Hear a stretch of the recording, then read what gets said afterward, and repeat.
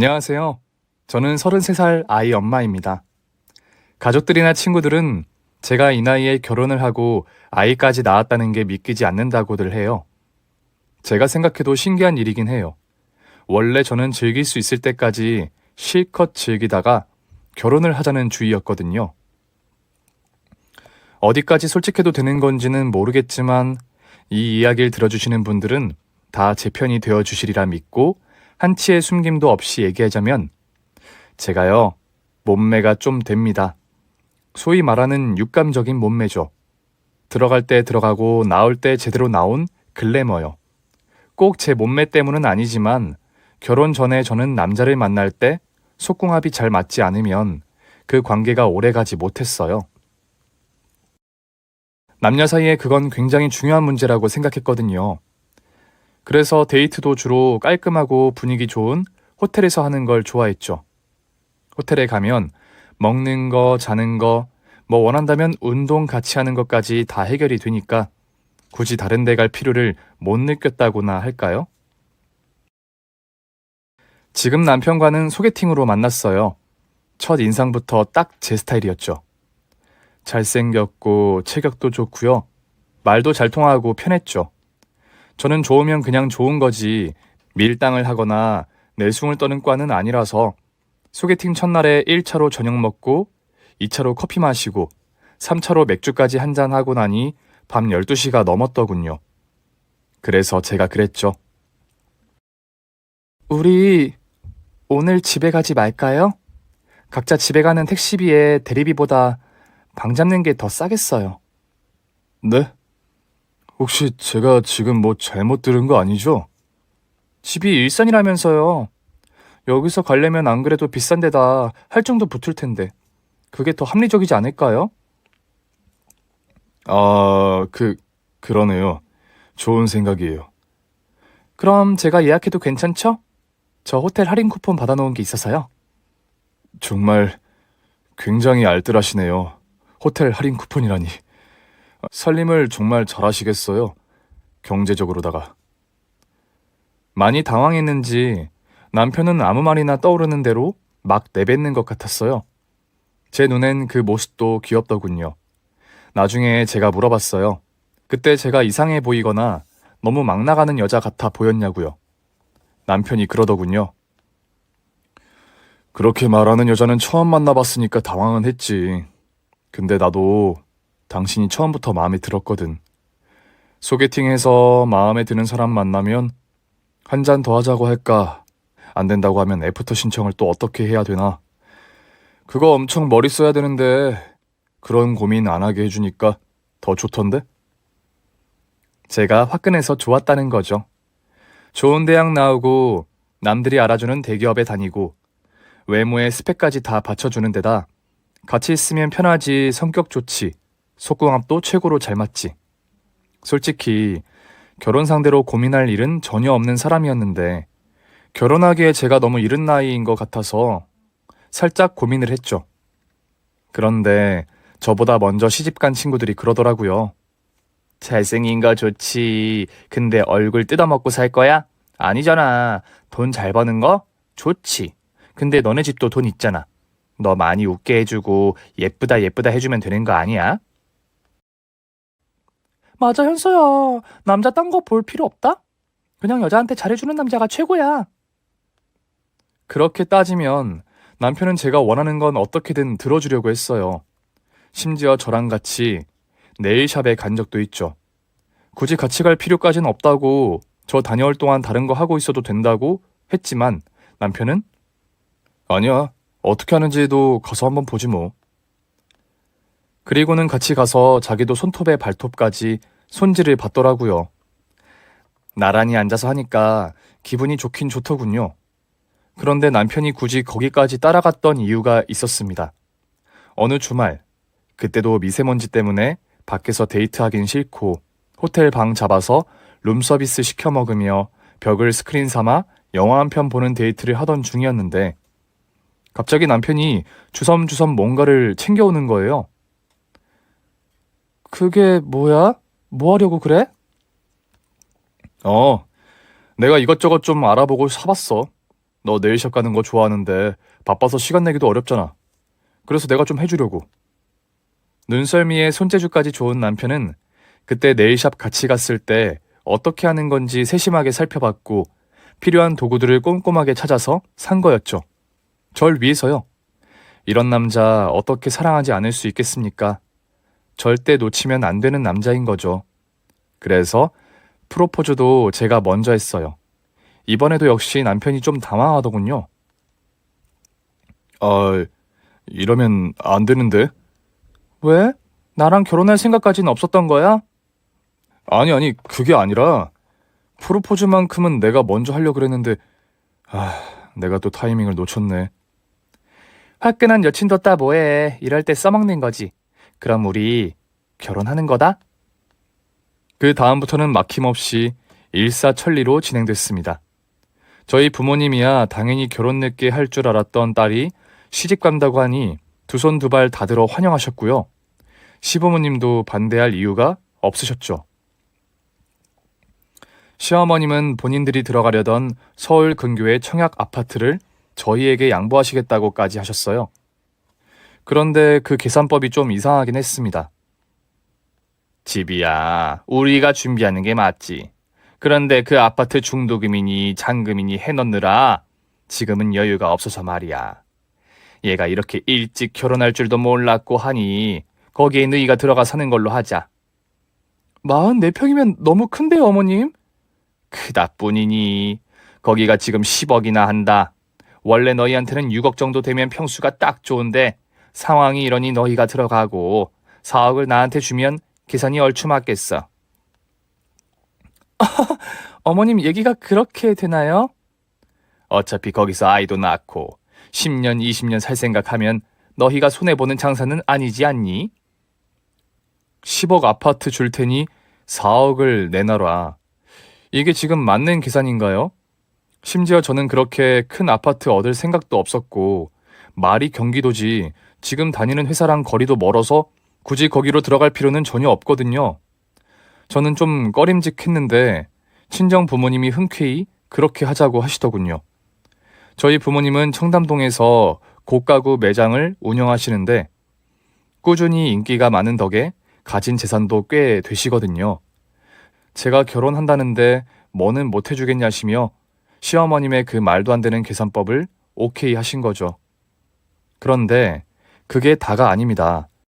시어머님은 결혼을 하고 1년 정도는 저희더러 시댁에 들어와 살라고 하셨어요. 어차피 그 아파트 입주도 1년 뒤에나 가능한데 그동안에 괜히 어디 들어가 살면 돈이나 나가지. 입주할 때까지만 한 1년은 그냥 우리 집 들어와 같이 살아. 그럼 어머님, 혼수 준비는 그때 맞춰 할까 봐요. 어차피 시댁으로 들어가면 둘 데도 없을 거고요. 그래, 너 마침 얘기 잘 꺼냈다. 혼수는 새로 들어갈 집에 맞춰서 큼직한 걸로 준비해. 내가 살아보니 가전제품이든 뭐든 큼직큼직한 게 최고더라. 자잘한 거 사봤자 금방 고장나서 두세 번씩 바꾸게 되고 돈 더 들어. 그러니 뭐든 집 크기에 맞춰서. 알았지? 네, 그건 그런데 나중에 해도 되지 않을까요? 저희 입주할 때쯤 해서요. 그때 되면 더 신제품도 나올 거고요. 아유, 그럴 필요 없다니까. 할 때 아예 하나도 빠짐없이 싹 준비해서 우리 지하 창고에 보관했다가 니들 나갈 때 가지고 가면 되지 뭘. 굳이 그래야 하나 싶은 마음이 있었지만 좋은 일 앞두고 괜히 트러블 일으키고 싶은 생각도 없어서 그렇게 하겠다고 했죠. 게다가 이미 시어머님이 그 집에 어울릴 만한 걸로 다 골라두셨다고 했어요. 너 일도 바쁘고 결혼 앞두고 이것저것 준비할 시간도 부족할 텐데 그냥 다 내가 알려준 데 가기만 하면 된다. 어머님이 이렇게 직접 다 가서 골라두신 거예요? 그래. 어차피 네 시누이도 곧 있으면 결혼이잖니. 겸사겸사 내가 같이 가서 골라놓은 거니까 넌 괜히 따로 고생할 필요 없어. 알았지? 아파트부터 혼수까지 시어머님께서 너무 몰아치신 덕에 진짜 정신도 못 차리고 시키는 대로 하긴 했는데요. 이게 고맙다고 해야 하는 건지 왜 그렇게까지 하셨냐고 따져야 하는 건지 저도 헷갈렸네요. 거기다 혼수 품목들은 또 어찌나 최고급으로 골라두셨는지 가격이 진짜 어마어마했죠. 시어머님 나름 이유는 있었어요. 예, 네 신우 남편 될 사람은 검사잖니. 그러게요. 어머님이 사위복이 많으셔요. 거기 레벨 맞추려고 이것저것 알아보는데 보다 보니까 내 눈이 더 높아져가지고 니들도 이왕이면 좋은 걸로 장만해서 시작해. 비싸다 생각하지 말고. 그럼요, 어머님. 어련히 알아서 골라주셨겠어요. 말은 그렇게 하면서도 속으론 엄청 열받았죠. 예쁜 거 빼고는 볼 거 없는 시누이가 검사한테 시집을 가면 갔지. 굳이 저까지 왜 거기에다가 혼술 레벨을 맞춰야 되는 건지요.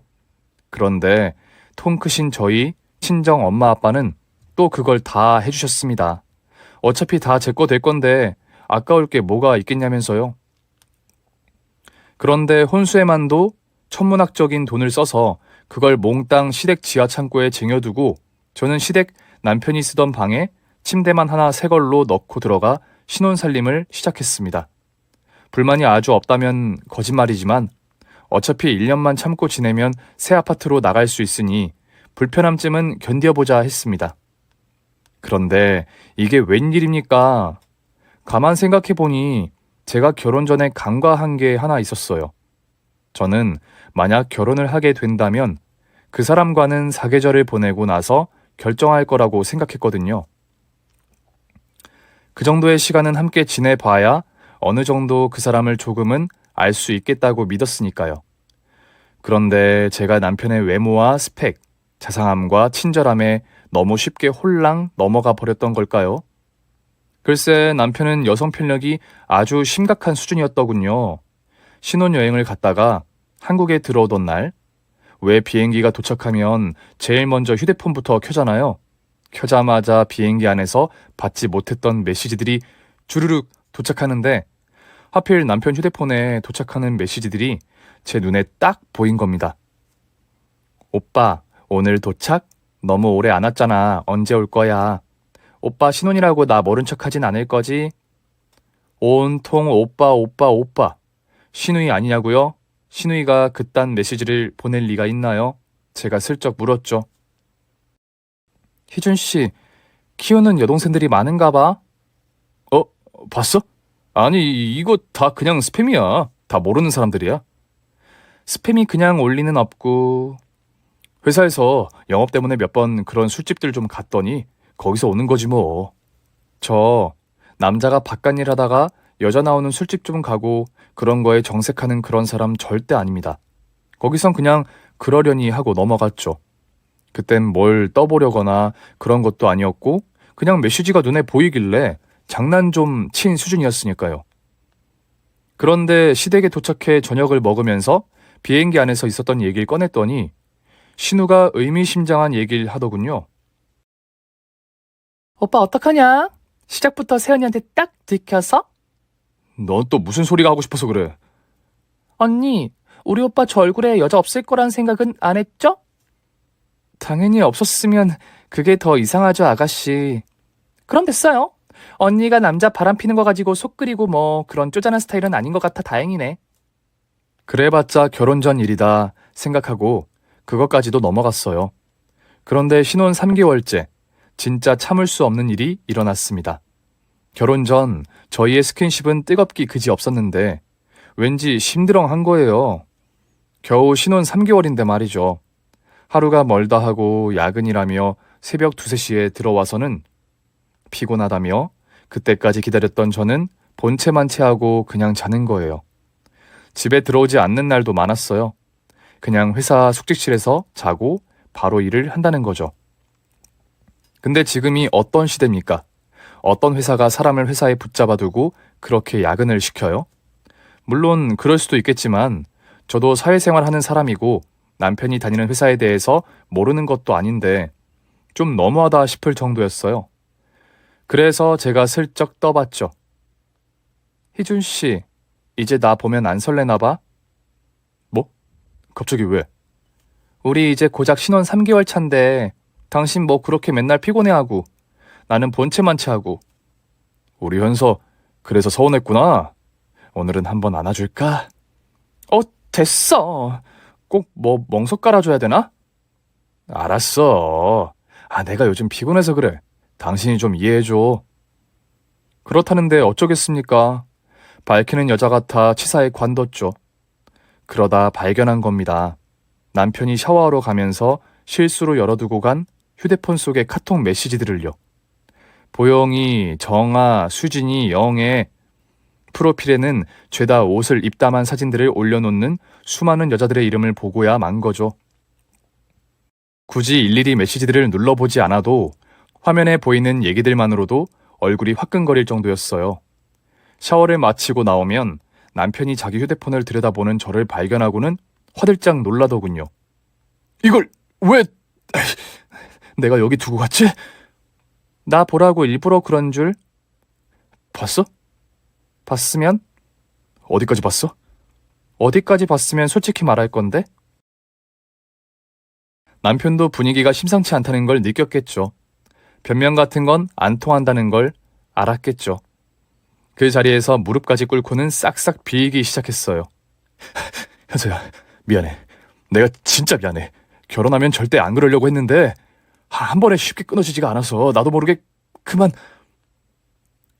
제가 굳이 따져 묻지 않는데도 남편은 술술 자기 잘못을 시인했어요.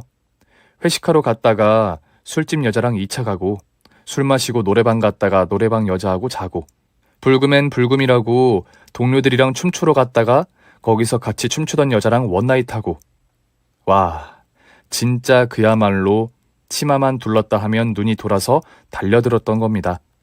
도저히 화를 참을 수가 없었어요. 막말을 쏟아 부었죠. 완전 걸레네 걸레. 걸레인 걸 모르고 속았어 내가. 현서야, 한 번만 용서해줘. 나 이제 절대 안 그럴게. 어? 맹세해. 오빠, 이번 주말에 회식한다며 우리 가게로 와서 해? 내가 특별 서비스 해줄게. 특별 서비스? 뭔데 이게? 아니, 그런 게 아니고 내가 해주는 특별 서비스로는 모자랐나 봐? 현수야, 내가 잘못했어. 술김에 그런 거라니까. 어디다 손을 대? 더러워 죽겠네. 이러지 마. 나 진짜 맹세코 몸은 줘도 마음은 절대 안 줘. 내 마음은 너한테만 있다고, 어? 어이가 없죠? 이걸 다행이라고 해야 하나요? 그나마 그냥 몸바람일 뿐이란 건 알겠더라고요. 그런데 저도 웃긴 게 그게 용서가 되더라는 겁니다. 남자가 한두 번쯤 그럴 수도 있지 뭐 생각하고 넘어가게 된다는 거죠. 그래서 그 이후로는 절대 안 그랬냐고요? 제 버릇 남주나요? 이후로도 몇 번 저한테 딱 들킨 적이 있어요. 새벽 4시가 다 돼서 술 냄새 풀풀 풍기는 것도 모자라 온몸에 여자 향수 냄새로 떡칠을 해가지고 들어왔길래 다짜고짜 제가 물었죠. 이번엔 또 어떤 년이냐? 이 남자 변명할 생각도 안 해요. 제가 묻자마자 그 술김에도 딱 죄인 모드로 변신해서 싹싹 빌어요. 초등학교 친구들이랑 한잔 했는데 너무 취해서 술집 여자랑 자기도 모르게 또 2차를 나갔다는 거예요. 나중엔 진짜 어이가 없어서 웃음밖에 안 나오더라고요. 차라리 저한테 들키지나 말던가. 꼭 티를 팍팍 내서 들켜놓고는 진짜 눈물겹도록 죽어라 빕니다.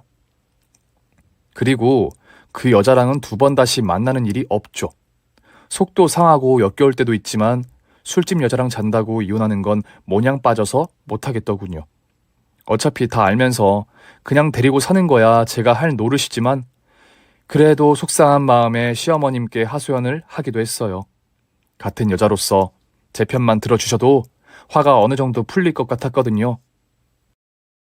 어머님, 희준 씨 결혼 전에도 저러고 다녔어요? 저 진짜 속상해서 어떻게 해야 될지 모르겠다고요. 무슨 소리니? 결혼 전에야 결혼하기 전이니까 그랬다 치고 결혼하고서도 남자가 바람나는 건 여자한테 문제가 있는 거지. 그건 아니죠, 어머님. 저번에 아가씨도 그랬잖아요. 희준 씨 여자 문제 많았다고 슬쩍 그러던데요, 뭐. 글쎄, 그건 결혼 전 일이고 고작 신혼 3개월밖에 안 됐는데 남편이 밖으로 돌면 나는 자존심 상하고 창피해서 입도 못 열겠구만. 넌 자존심도 없니? 솔직히 이게 제가 창피할 일은 아니죠, 어머님. 시끄럽다. 한참 나이에 남자가 밖에서 실수할 수도 있지. 딴 여자한테 목매달고 너랑 못 살겠다는 것도 아니고. 그냥 몸바람 난 거를 가지고 뭐 대단한 일이라고. 그냥 잊고 살아라. 그러려니 하고 살든가. 어처구니가 없었습니다. 여기서 더 얘기해봤자 저만 손해라 그냥 입 닫았네요. 앞서 말했듯 어차피 참고 살든 이혼을 하든 그건 제가 선택할 몫이니까요. 사람 고쳐서 쓰는 건 아니라고 하지만 그래도 남편은 자기 잘못을 철저하게 인정하고 조금씩이나마 고치려고 노력도 하는 것 같아 참는 데까지는 참아보자 했던 겁니다. 그런데 하필 타이밍 참 죽이죠. 제가 덜컥 임신을 한 겁니다.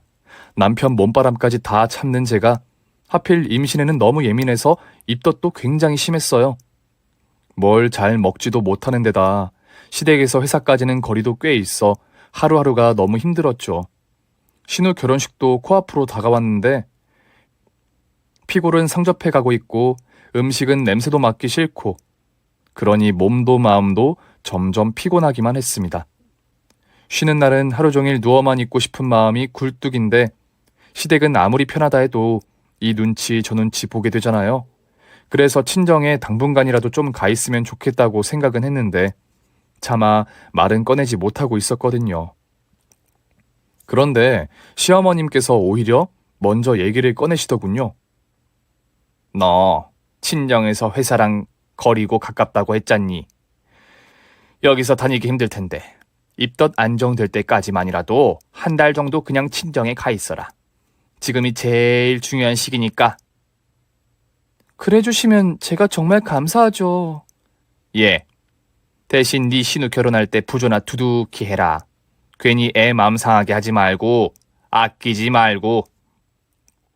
그럼요 어머님. 당연하죠. 그렇게 저는 시어머님의 배려로 당분간 친정에서 편히 지낼 수 있게 됐어요. 남편 몹쓸 버릇에 임신까지 했으니 걱정은 되지 않았냐고요?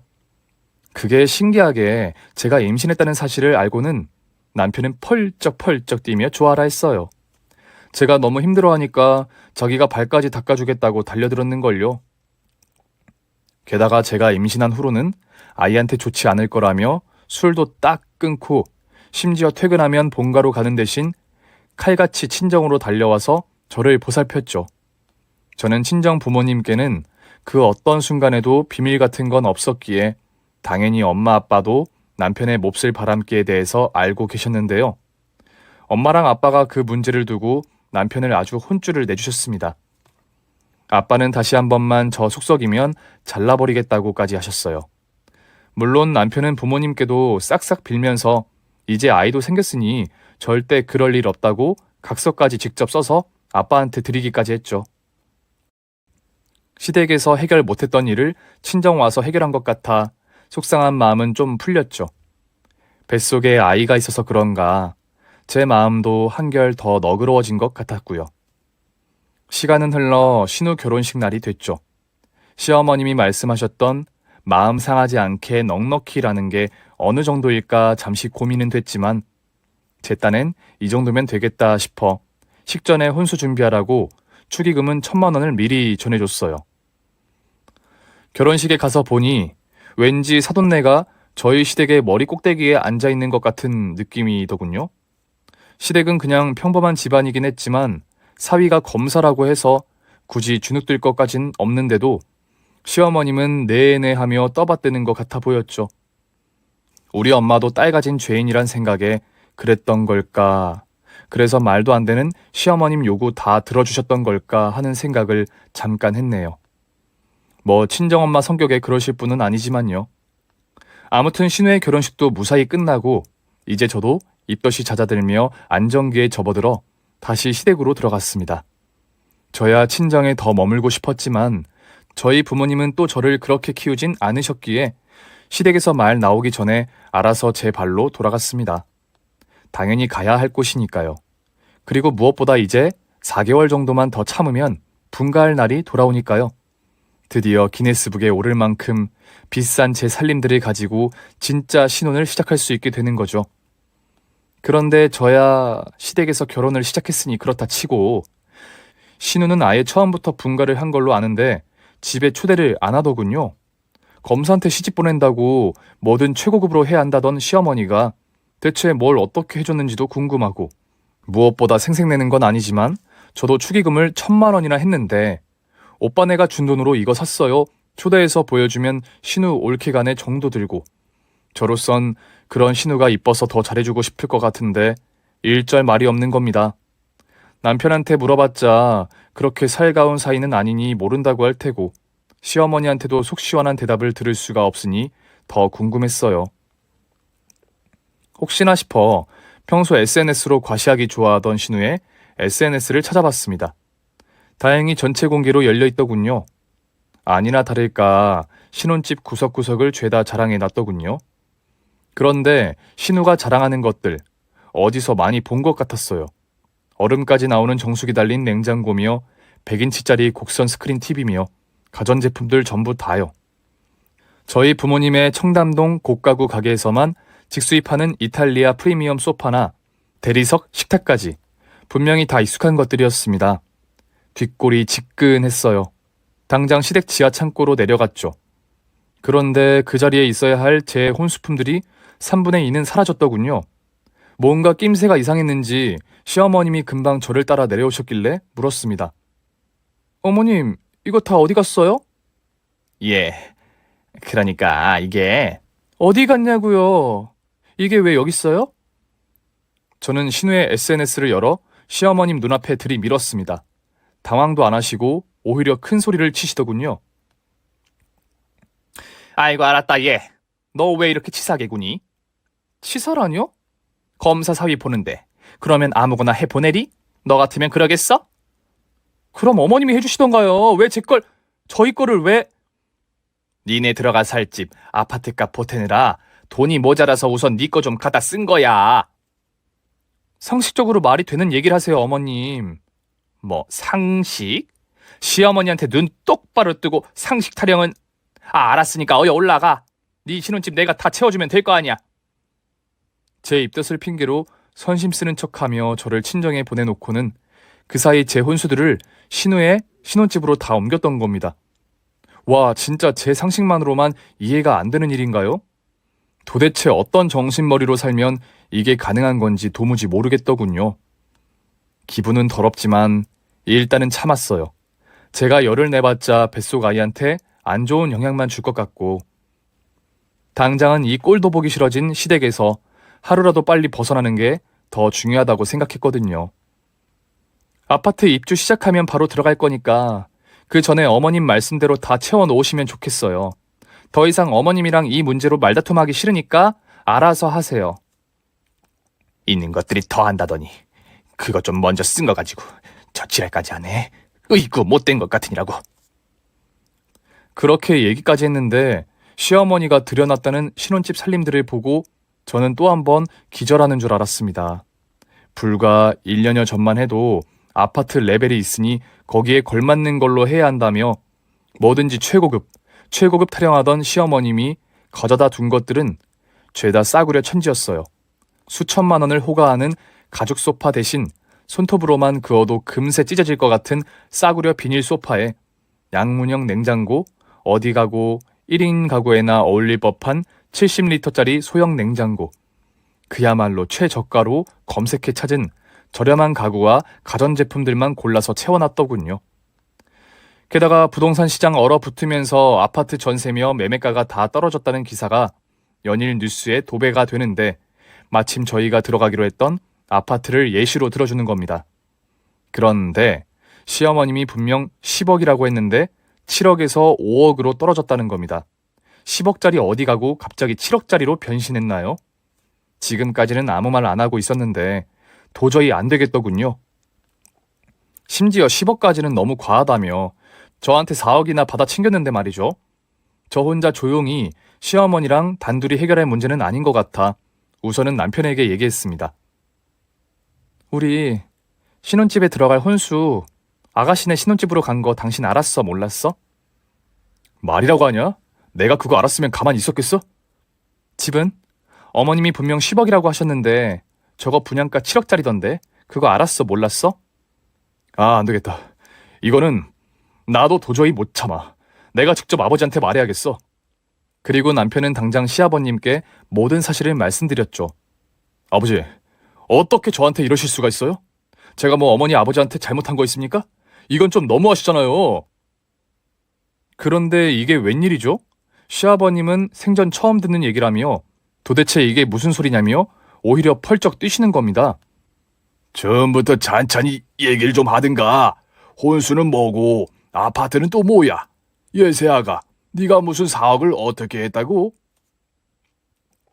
저희 결혼할 때 어머니가 분명히 두 분 들어가시기로 했던 아파트 저희한테 내주시면서 4억 받아가셨다고요. 이 사람한테. 이 사람이 해온 혼수도 다 희정인에 가 있고요. 무슨 사달이 난 줄은 알았는지 어디로 도망가 있던 시아버님은 당장 호출하셨습니다. 대체 얘들이 무슨 얘기하고 있는 건지 어디 네가 한번 설명해봐라. 아니 희준 아빠, 그게 어떻게 된 일인고 하니? 똑바로 말하지 못해? 세아가한테 4억은 받아 뭐 했었어? 도대체 무슨 짓거리를 한 거냐고? 아, 왜 큰 소리를 치고 그래요? 그 돈 받아 내가 당신 검사 사위 얻어줬잖아요. 뭐? 너 지금 정신 나갔어? 그렇습니다. 얼굴 말고는 내세울 게 없던 신우는 중매로 결혼을 했는데요. 시어머님이 오랫동안 강남에서 상류층의 중매 결혼을 성사시킨 걸로 제일 유명한 소위 중매쟁이에게 수억을 주고 거기다 결혼 지참금까지 주셨던 거였어요. 그놈의 검사 사위 한번 얻어보겠다고요. 정말 그 자리에서 시아버님한테 한 대 얻어맞지 않는 게 다행이었어요. 다음 날 시어머니가 연락을 했는지 신우가 한 걸음에 달려왔더군요. 언니, 너무한 거 아니에요? 그냥 우리끼리 해결할 수 있는 걸 가지고 아빠한테 쪼르르 달려가서 그걸 꼰질러요? 진짜 못됐다, 언니. 네, 저 못됐어요. 그래서 말인데요, 아가씨. 아가씨 집에 있는 내 물건 좋은 말로 할 때 다 가져다 놔요, 제자리에. 예, 아무리 그래도 남이 쓰던 걸 찝찝해서 어떻게 쓴다고 그래. 그냥 내가 해준 걸로 대충 살다가 마음에 안 들면 너희 친정 돈도 많은데 바꿔달라고 해라. 어머님이 갖다 놓으신 쓰레기들보다 쓰던 거라고 제게 더 좋으니까 갖다 두라고요. 당신들 그거 도둑질이야. 둘이 뭐 모녀 사귀다냐 뭐야? 할 짓이 없어서 입덧하는 며느리 안정 취하러 간 사이에 도둑질을 해? 말이 심하네 언니? 도둑질이라뇨? 안 되겠네. 언니 봐서 돌려줄까 했는데 기분 나빠서 못 돌려주겠어요. 그래. 너 때문에 내가 당한 거 생각하면 나도 당장 네 머리끄댕이라도 잡고 싶은 심정이야. 진짜 못 돌려놓으시겠다? 그래, 배째. 배째라고 당당하게 나오는 꼴을 보니 그야말로 가관이었지만 일단은 여기서 한 발 물러났습니다. 그렇다고 포기한 건 아니에요. 다만 출산이 얼마 남지 않았기 때문에 우선은 아이부터 낳고 제대로 해결하려고 일부 후퇴한 것뿐이었습니다. 자기들의 말도 안 되는 우김이 저한테 먹혔다고 생각했는지 의기양양하게 돌아간 신우가 며칠 후 다시 울면서 시댁에 찾아왔습니다. 놀란 시어머니가 물었죠. 왜? 무슨 일 있어? 정검사랑 싸운 거야? 엄마, 저 사방에 여자가 있어. 애도 있어. 뭐? 울지 말고 알아듣게 얘기를 해봐. 검사 되기 전부터 만났던 여자래. 술집 여자. 근데 시부모님이 절대 허락 못한다고 해서 살림만 차리고 살고 있던 거래. 신우의 남편이 무려 2집 살림을 하고 있었던 겁니다. 그것도 그냥 한두 번 호기심에 몸바람 정도가 아니라 정신적으로도 뗄래야 뗄 수가 없는 깊은 관계로요. 신우네 시부모님의 결사 반대, 그리고 검사라는 사회적 지위 때문에 어쩔 수 없이 중매를 통해서 신우를 만나 결혼을 한 건데요. 사실 그 중매장이라는 분, 저희 친정 부모님께도 몇 번 찾아와서 저를 좀 어느 집에 시집 보내게 해달라고 해서 알고 있던 사람이에요. 듣자 하니 신우 남편 쪽에서는 조건을 딱 하나 내걸었다고 하더라고요. 검사라면 껌뻑 죽는 골빈 여자요. 그게 바로 신우였던 거죠. 게다가 그 중매쟁이도 신우네 시댁의 그런 사정을 다 알고 있었고 이런 일이 일어나도 꾹 참고 살만한 그런 여자를 특별히 골랐다는 겁니다. 그런 줄도 모르고 시어머니는 좋다고 중매쟁이한테 몇 억씩 갖다 바친 겁니다. 검사 사위 하나 얻겠다고요. 한심하기가 짝이 없죠. 거기서 제가 뭐 할 말이 있겠습니까? 제 남편 술집 여자랑 몸바람 났을 때 어머님이 해주셨던 얘기가 생각나 그 말만 했네요. 세상에, 어머님이 그러셨잖아요. 남자 바람 피는 건 반은 여자한테 문제 있는 거라고요. 술집 여자랑 그냥 하룻밤 실수한 거면 샤워나 깨끗하게 시켜 데리고 살면 그만이지만 이건 어쩐데요? 큰일 났네. 벌써 몇 년 동안 살림까지 차려 살고 있다니. 와, 아가씨 자존심 안 상해요? 고작 결혼한 지 2달 만에? 나 같으면 창피해서 어디 가서 말도 못할 텐데. 어디 말만 못하다 뿐입니까? 그냥 바람 정도가 아니라 살림까지 차리고 아이까지 있다는데 당장 이혼이죠. 하지만 지금껏 단 한 번도 상식적인 적이 없던 이 모녀. 역시나 이번에도 비상식을 택했습니다. 단지 검사라는 이유만으로 참고 살기로 했다는 겁니다. 호적에 아이 이름까지 올리고 말입니다. 물론 시아버지께는 비밀, 저한테도 단단히 입단속을 시키셨죠. 너 혹시라도 네 시애비한테 입도 뻥끗 말아라. 지난번처럼 그랬다간 진짜 집안 뒤집어진다. 네네, 저도 뭐 관심 없네요. 저한테 그거보다 급한 일이 있어서요. 맞아요. 제 물건 다 제자리로 돌려놔야죠. 아이를 출산하고 몸조리까지 마친 후에 저는 신우 남편에게 연락을 했습니다. 좀 당황하는 듯 했지만 제가 친히 검찰청까지 찾아가겠다고 했더니 그러라고 하대요. 신우가 집들이도 안 시켜주는 바람에 말도 몇 마디 제대로 못 나눠봤는데 신우 남편은 의외로 나이스한 사람이었어요. 이런 일로... 혹시 호적 문제 때문에 오신 거라면 그거는 집사람이랑 얘기가 다 끝났는데요. 그건 두 분 알아서 하실 일이고요. 저는 오늘 제 거 찾으러 왔습니다. 그게 무슨 말씀이신지... 지금 그 집에 있는 물건들이요. 저희 아가씨가 혼수해 가지고 간 거. 그거 다 제 거예요. 전부 다요. 돌려주셨으면 하는데요. 검사님이 남의 물건 쓰시는 거 알려지면 평판에도 별로 좋진 않으실 거고 무엇보다 그러고 싶은 마음도 없으시잖아요? 신우 남편은 처음부터 끝까지 제 얘기를 천천히 듣더군요. 그리고는 웃습니다. 한참을 웃기만 하다가 입을 열었죠. 다 얘기해 주셔서 제가 감사하네요. 화가 많이 나셨겠어요. 솔직히 그만한 것들 다시 못할 형편도 아니고요. 좋게 좋게 얘기했으면 신우한테 그 정도 해줄 수도 있었을 거예요. 근데 그 인간들 너무 유치하고 비상식적이잖아요? 그 인간들 저한테 하는 꼬라지 보니까 제가 화나는 것도 화나는 거지만 정신 바짝 좀 차려야 될 것 같아서요. 제가 어떻게 해드리면 좋으시겠어요? 어떻게 하지 말고는 정 검사님이 알아서 하실 일이고 저는 그냥 제 물건만 되찾으면 됩니다. 그렇군요. 혹시 처벌을 원하시는 건 아니시고요. 친족 상도례 때문에 처벌이 안 된다는 것쯤은 저도 알고 있어요. 알겠습니다. 그럼 제가 더 알아보고 다시 한번 연락드리겠습니다. 그리고 며칠 후에 연락이 왔죠. 죄송한데 물건을 돌려드리는 일을 조금만 늦춰도 되겠습니까? 이유를 알 수 있을까요? 타당하다면야. 이혼을 할 겁니다. 어차피 집을 정리하게 될 테니 그때 한꺼번에 보내드릴 수 있을 것 같습니다. 맙소사, 그렇게까지 하려던 건 아니었지만 제가 신우 남편에게도 말했다시피 그건 두 사람의 일이니까요. 제가 죄책감 느낄 이유는 전혀 없는 거죠. 신우 남편의 얘기인 즉슨 안 그래도 정이 없는 결혼이었고 자신의 두 집 살림을 하고 있는 걸 알면 이혼이라도 하자고 할까 싶어 일부러 알렸다는 겁니다. 속인 게 미안해 위자료라도 주려고요.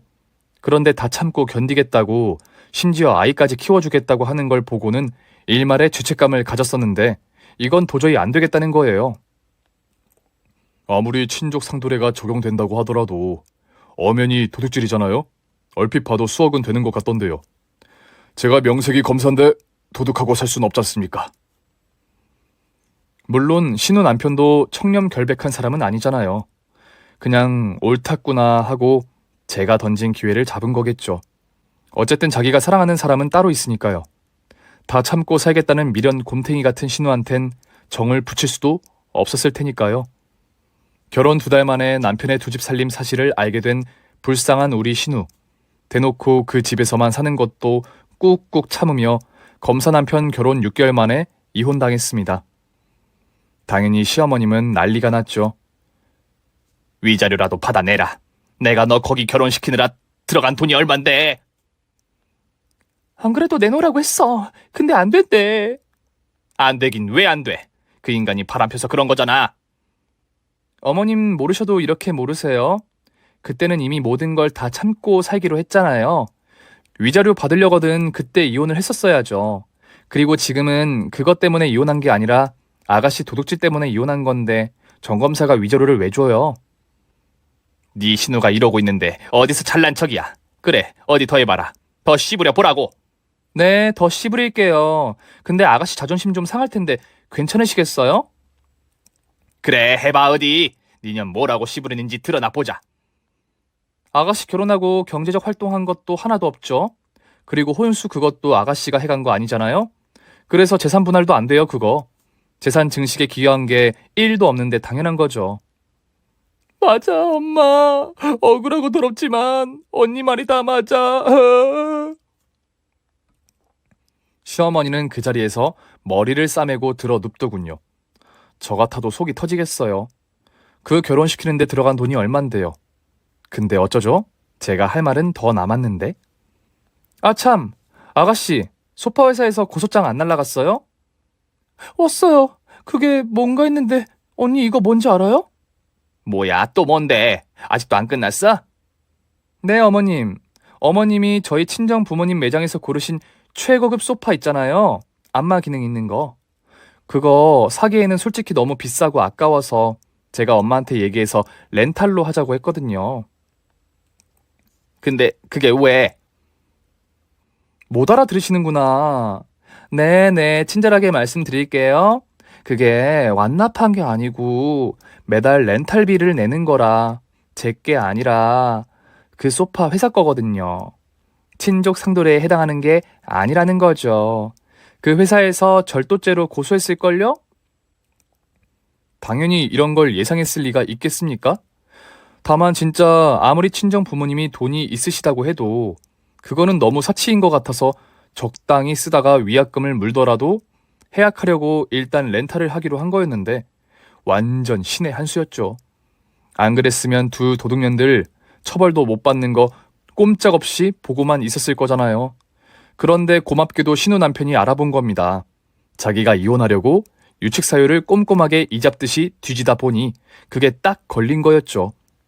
그래서 신우는 절도죄로 고소당하고 재판까지 받았고 당연히 신우에게 이혼에 유책 사유가 있는 거니까 신우 남편은 위자료 한 푼, 재산 분할 없이 깔끔하게 이혼을 할 수 있었던 겁니다.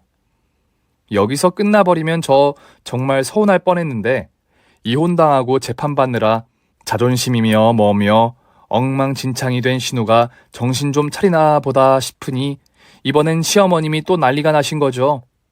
희준이 아버지, 이게 뭐예요? 당신 지금 나랑 이혼하자는 거예요? 나 이혼 못해요. 절대 못해줘요. 내가 언제 당신이랑 이혼해달라고 사정이라도 했나?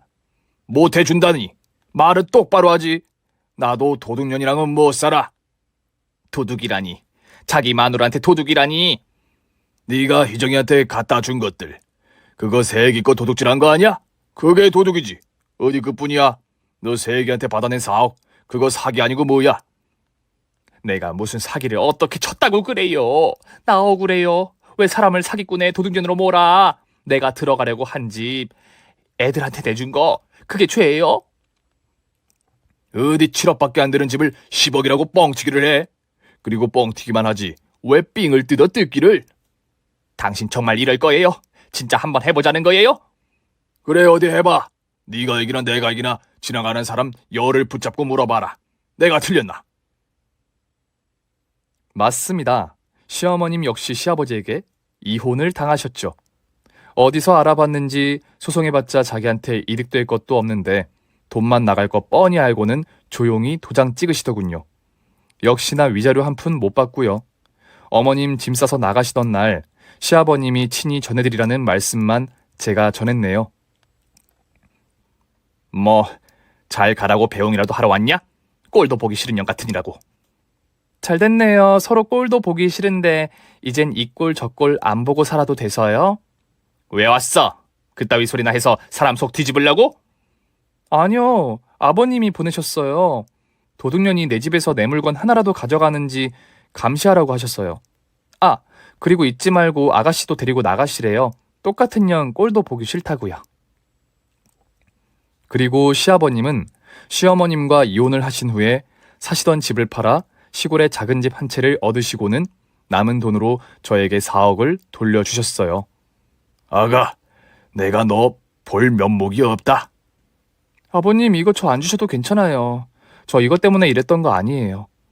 이거 내 마음이니 그냥 받아라. 그리고 너희가 원한다면 시댁은 없는 셈 치고 살아라. 나는 내 알아서 할 테니.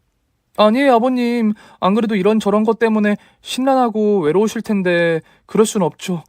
저하고 혜준 씨가 아버님 모실 거예요. 시골에 집 사신 건 혼자 쉬고 싶으실 때 별장처럼 한 번씩 다녀오시고 저희 집에 들어와 같이 사세요. 아니다. 내가 그럴 자격이 있어야지. 무슨 말씀이세요? 어차피 그 아파트 아버님 거잖아요. 저희 둘이랑 아이만 살기엔 너무 크다고요.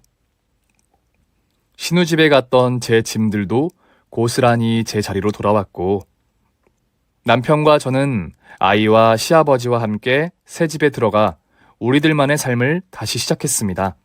모든 게 다 감사하지만 무엇보다 제일 감사한 건 남편이 각성했다는 겁니다. 아이한테 부끄럽지 않은 아빠가 되겠다며 술도 일절 안 마시고 무조건 칼퇴해요. 휴대폰에 저장돼 있던 모든 여자들 싹 다 차단하고요. 그 버릇 어디 가냐고요? 아니던데요? 어디 가기도 하던데요?